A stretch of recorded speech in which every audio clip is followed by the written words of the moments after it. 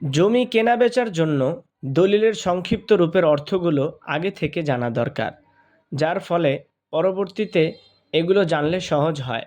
যেমন দলিলে থাকা খতিয়ানের অর্থ হচ্ছে জমির মালিকানা নথি। দাগ অর্থ বোঝানো হয় জমির নম্বর। দলিলে থাকা মৌজা অর্থ হচ্ছে জমির এলাকা। প্লট বলতে বোঝানো হয় জমির অংশকে।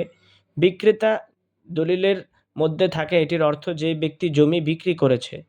ক্রেতা যে ব্যক্তি জমি কিনেছে।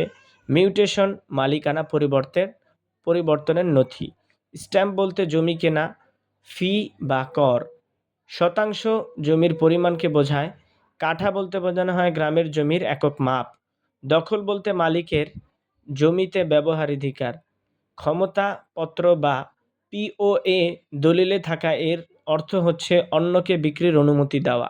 নিবন্ধিত রেজিস্ট্রি করা জমি। বিরোধপূর্ণ যাচাই করা প্রয়োজন। বন্ধক বলতে ঋণের জন্য বাঁধা জমি। মালিকানা নিশ্চিত, সম্পূর্ণ মালিকানা নিশ্চিত। ডিড বলতে বোঝানো হয় যা কিনে নেওয়া প্রমাণ।